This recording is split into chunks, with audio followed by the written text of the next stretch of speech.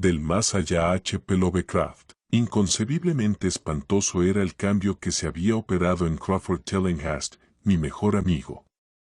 No le había visto desde el día, 2 meses y medio antes, en que me contó hacia dónde se orientaban sus investigaciones físicas y matemáticas.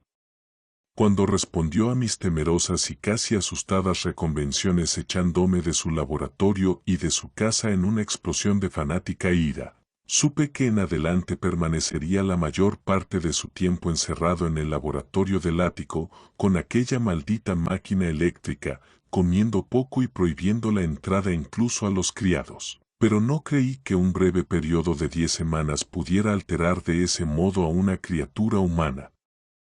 No es agradable ver a un hombre fornido quedarse flaco de repente, y menos aún cuando se le vuelven amarillentas o grises las bolsas de la piel, se le hunden los ojos, se le ponen ojerosos y extrañamente relucientes, se le arruga la frente y se le cubre de venas, y le tiemblan y se le crispan las manos. Y si a eso se añade una repugnante falta de aseo, un completo desaliño en la ropa, una negra pelambrera que comienza a encanecer por la raíz y una barba blanca crecida en un rostro en otro tiempo afeitado, el efecto general resulta horroroso. Pero ese era el aspecto de Crawford Tillinghast la noche en que su casi incoherente mensaje me llevó a su puerta, después de mis semanas de exilio. Ese fue el espectro que me abrió temblando, vela en mano, y miró furtivamente por encima del hombro como temeroso de los seres invisibles de la casa vieja y solitaria, retirada de la línea de edificios que formaban Benevolent Street. Fue un error que Crawford Tillinghast se dedicara al estudio de la ciencia y la filosofía. Estas materias deben dejarse para el investigador frío e impersonal, ya que ofrecen dos alternativas igualmente trágicas al hombre de sensibilidad y de acción, la desesperación, si fracasa en sus investigaciones, y el terror inexpresable e inimaginable, si triunfa. Tillinghast había sido una vez víctima del fracaso, solitario y melancólico, pero ahora comprendí, con angustiado temor, que era víctima del éxito. Efectivamente, se lo había advertido 10 semanas antes, cuando me espetó la historia de lo que presentía que estaba a punto de descubrir. Entonces se excitó y se congestionó, hablando con voz aguda y afectada, aunque siempre pedante. ¿Qué sabemos nosotros, había dicho, del mundo y del universo que nos rodea? Nuestros medios de percepción son absurdamente escasos, y nuestra noción de los objetos que nos rodean infinitamente estrecha. Vemos las cosas solo según la estructura de los órganos con que las percibimos, y no podemos formarnos una idea de su naturaleza absoluta. Pretendemos abarcar el cosmos complejo e ilimitado con 5 débiles sentidos, cuando otros seres dotados de una gama de sentidos más amplia y vigorosa, o simplemente diferente, podrían no solo ver de manera muy distinta las cosas que nosotros vemos, sino que podrían percibir y estudiar mundos enteros de materia, de energía y de vida que se encuentran al alcance de la mano, aunque son imperceptibles a nuestros sentidos actuales. Siempre he estado convencido de que esos mundos extraños e inaccesibles están muy cerca de nosotros, y ahora creo que he descubierto un medio de traspasar la barrera. No bromeo. Dentro de 24 horas, esa máquina que tengo junto a la mesa generará ondas que actuarán sobre determinados órganos sensoriales existentes en nosotros en estado rudimentario o de atrofia. Esas ondas nos abrirán numerosas perspectivas ignoradas por el hombre, algunas de las cuales son desconocidas para todo lo que consideramos vida orgánica. Veremos lo que hace aullar a los perros por las noches y enderezar las orejas a los gatos después de las 12. Veremos esas cosas y otras que jamás ha visto hasta ahora ninguna criatura. Traspondremos el espacio, el tiempo y las dimensiones, y sin desplazamiento corporal alguno, nos asomaremos al fondo de la creación.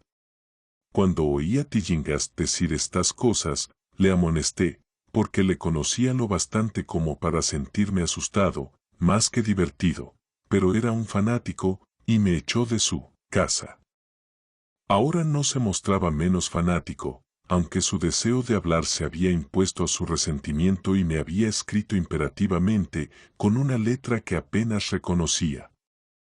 Al entrar en la morada del amigo tan súbitamente metamorfoseado en gárgola temblorosa, me sentí contagiado del terror que parecía acechar en todas las sombras.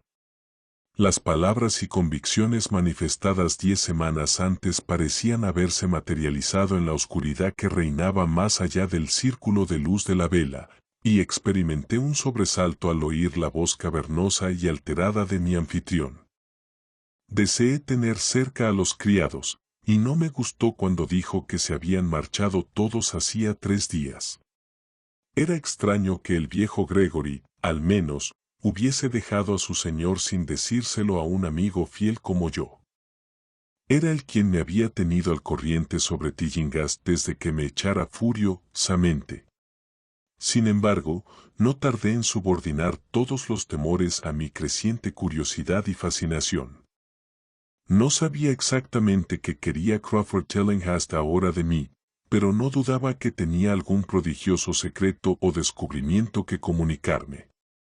Antes, le había censurado sus anormales incursiones en lo inconcebible, ahora que había triunfado de algún modo, casi compartía su estado de ánimo, aunque era terrible el precio de la victoria.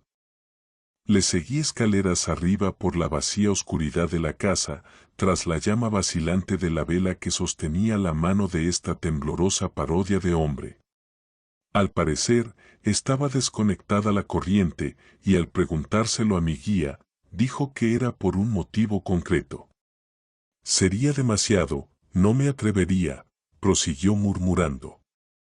Observé especialmente su nueva costumbre de murmurar, ya que no era propio de él hablar consigo mismo.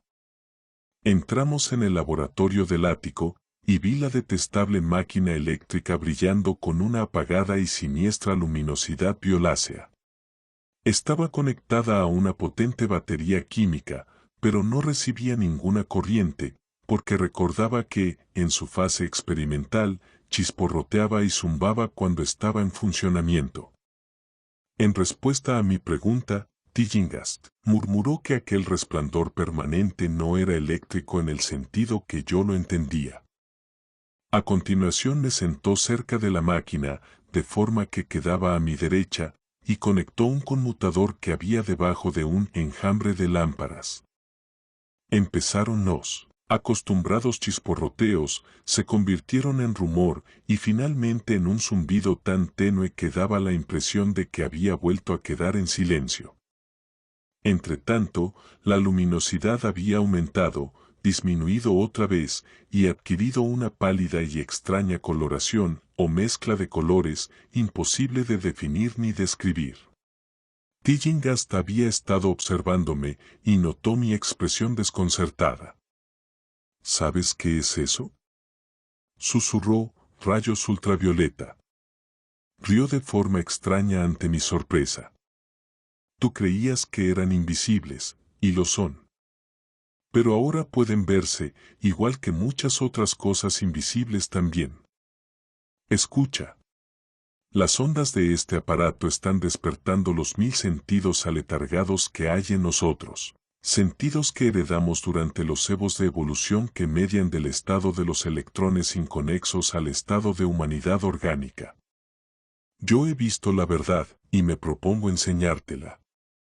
¿Te gustaría saber cómo es? Pues te lo diré. Aquí Tillinghast se sentó frente a mí, apagó la vela de un soplo, y me miró fijamente a los ojos.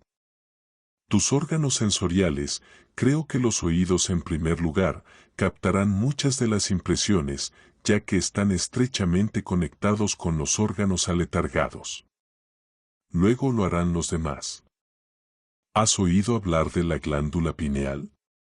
Me río de los superficiales endocrinólogos, colegas de los embaucadores y apenedizos freudianos. Esa glándula es el principal de los órganos sensoriales, yo lo he descubierto. Al final es como la visión, transmitiendo representaciones visuales al cerebro. Si eres normal, esa es la forma en que debes captarlo casi todo. Me refiero a casi todo el testimonio del más allá. Miré la inmensa habitación del ático, con su pared sur inclinada, vagamente iluminada por los rayos que los ojos ordinarios son incapaces de captar. Los rincones estaban sumidos en sombras, y toda la estancia había adquirido una brumosa irrealidad que emborronaba su naturaleza e invitaba a la imaginación a volar y fantasear. Durante el rato que Tillinghast estuvo en silencio, me imaginé en medio de un templo enorme e increíble de dioses largo tiempo desaparecidos, de un vago edificio con innumerables columnas de negra piedra que se elevaban desde un suelo de losas húmedas hacia unas alturas brumosas que la vista no alcanzaba a determinar. La representación fue muy vívida durante un rato, pero gradualmente fue dando paso a una concepción más horrible, la de una absoluta y completa soledad en el espacio infinito, donde no había visiones ni sensaciones sonoras.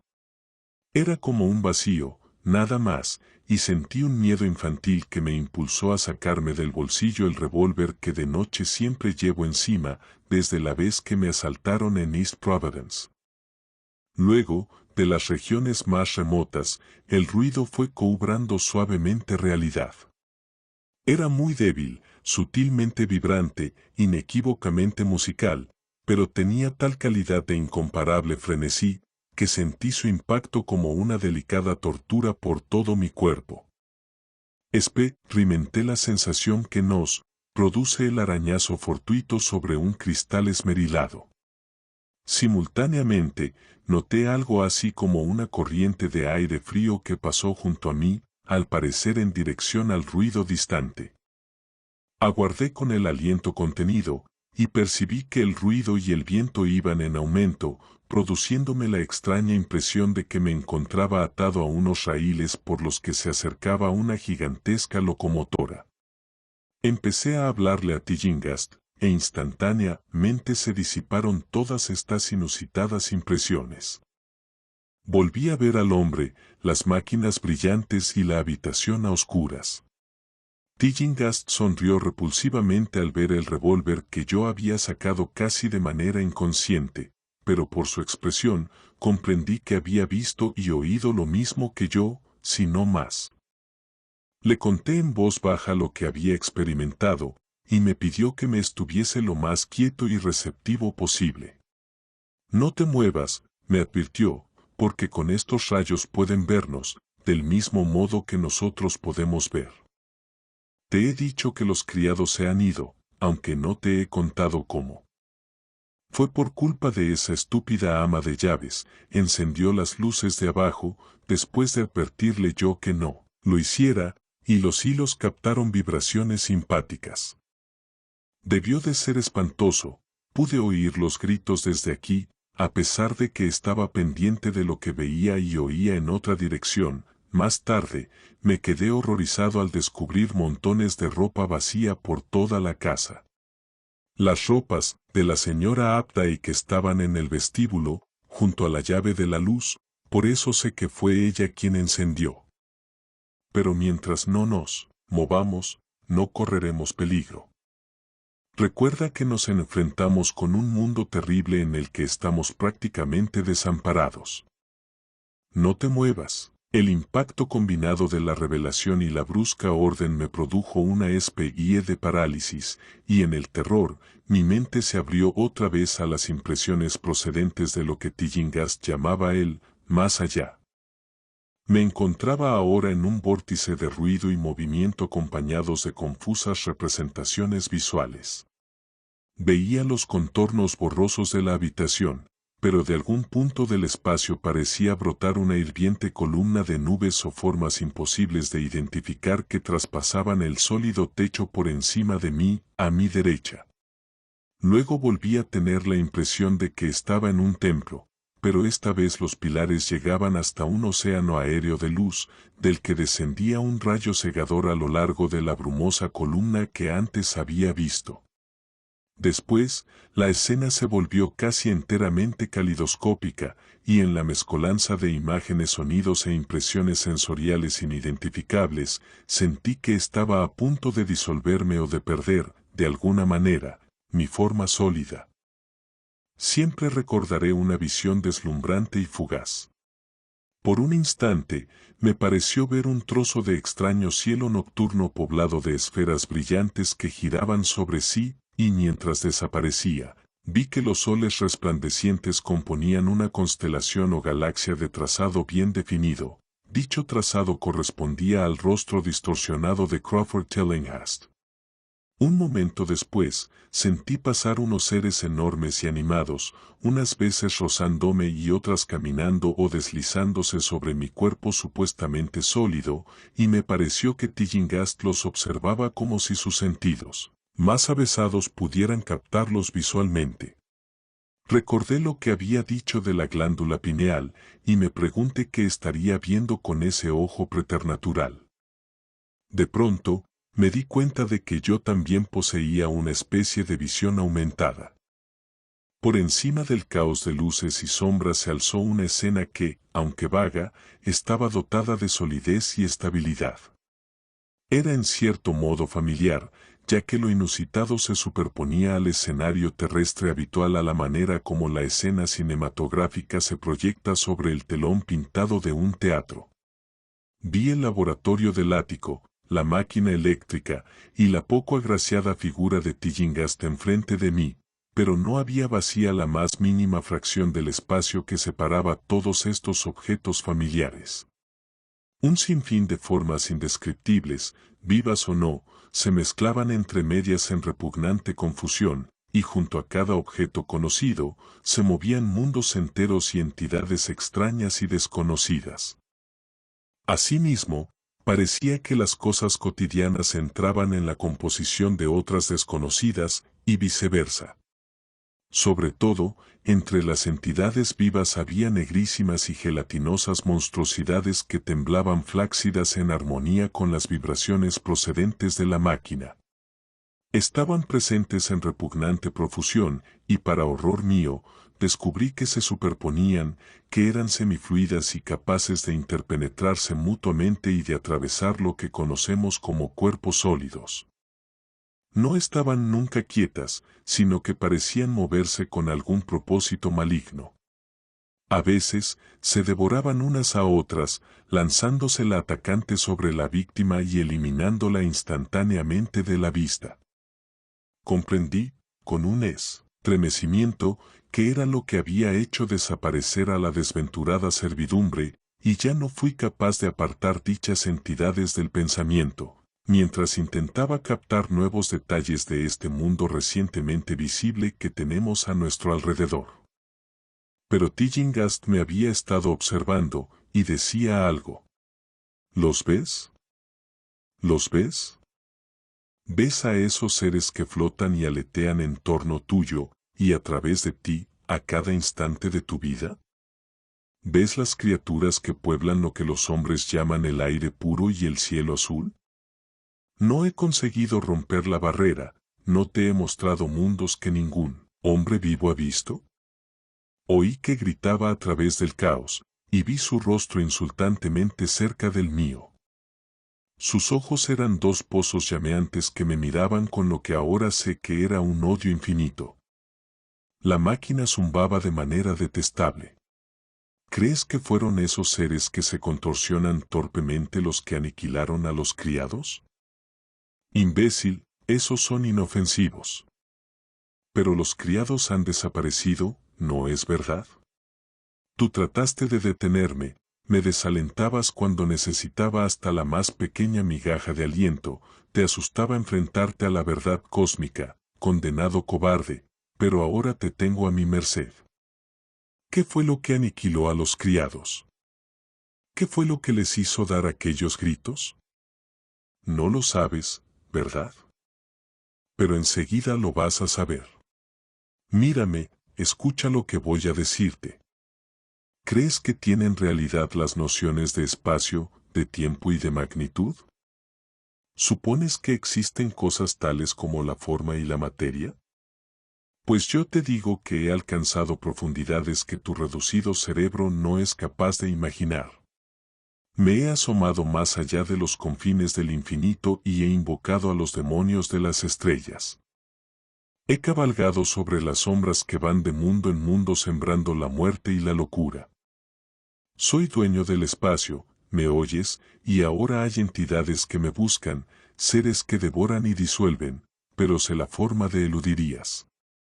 ¿Es a ti a quien cogerán, como cogieron a los criados, se remueve el Señor?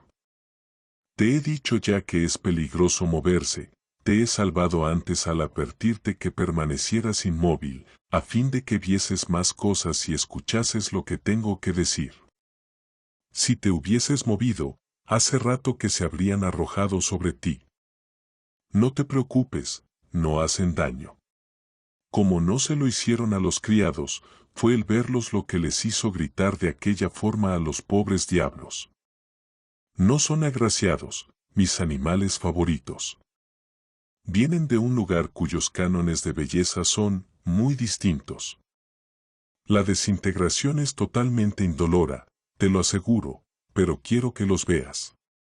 Yo estuve a punto de verlos, pero supe detener la visión. ¿No sientes curiosidad? Siempre he sabido que no eras científico. ¿Estás temblando, temblando de ansiedad por ver las últimas entidades que he logrado descubrir?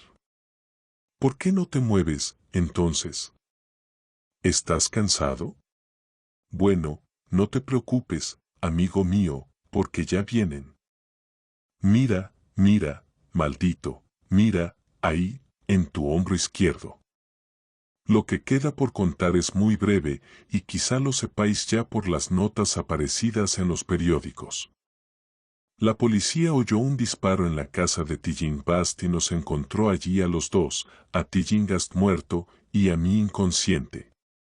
Me detuvieron porque tenía el revólver en la mano, pero me soltaron 3 horas después, al descubrir que había sido un ataque de apoplejía lo que había acabado con la vida de Tillinghast, y comprobar que había dirigido el disparo contra la dañina máquina que ahora yacía inservible en el suelo del laboratorio. No dije nada sobre lo que había visto, por temor a que el forense se mostrase escéptico, pero por la vaga explicación que le di, el doctor comentó que sin duda yo había sido hipnotizado por el homicida y vengativo demente. Quisiera poder creerle. Se sosegarían mis destrozados nervios si dejara de pensar lo que pienso sobre el aire y el cielo que tengo por encima de mí y a mi alrededor. Jamás me siento a solas ni a gusto, y a veces, cuando estoy cansado, tengo la espantosa sensación de que me persiguen. Lo que me impide creer en lo que dice el doctor es este simple hecho, que la policía no encontró jamás los cuerpos de los criados que dicen que Crawford Tillinghast mató.